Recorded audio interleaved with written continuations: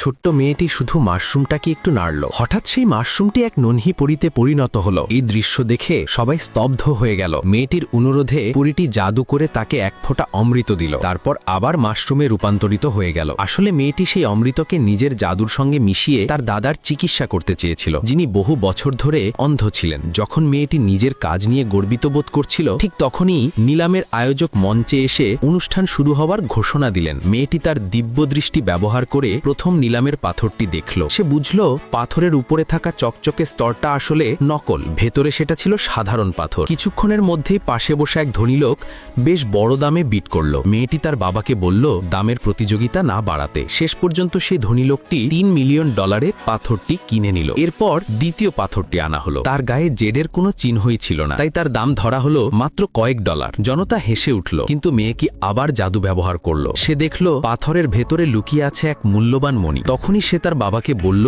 পাথরটি কিনতে। বাবা মেয়ের কথা বিশ্বাস করে দাম হাঁকালেন। কেউ আর বিট বাড়ালো না, কারণ সবাই ভেবেছিল পাথরটির কোনো মূল্যই নেই। ধনী লোকটি হাসতে হাসতে বলল, ও পাথর তো $1 দামেরও না। এক ধনী তরুণী প্রস্তাব দিলেন, 2টা পাথর এখানেই কেটে দেখা যাক। সবাই রাজি হলো। ধনী লোকটি আত্মতৃপ্তিতে হাসল। মেয়েটি দৌড়ে গেল পাথরগুলোর কাছে। সে নিজের হাতে জাদু জড়ো করে এবং খালি হাতে পাথরটি ছিঁড়ে ফেলল। সত্যি ভেতরে একটাও জেডের টুকরো নেই। ভিড়ের হাসির শব্দে ধনী লোকটি অনুতাপে ভরে গেল। সে মুহূর্তেই লক্ষ লক্ষ ডলার হারিয়েছিল। এরপর মেয়েটি তার বাবার কেনা পাথরটি কেটে দেখল। বাইরে থেকে সেখানে কোনো রত্নের চিহ্নই ছিল না। লোকটা গর্বে হেসে উঠল, কিন্তু পরের মুহূর্তেই মেয়েটি আবার একবার আঘাত করল। লাল আলো ঝলসে উঠল আর সবাই স্তব্ধ হয়ে গেল, কারণ সেই পাথরের ভেতরে ছিল এক বিরল রুবি।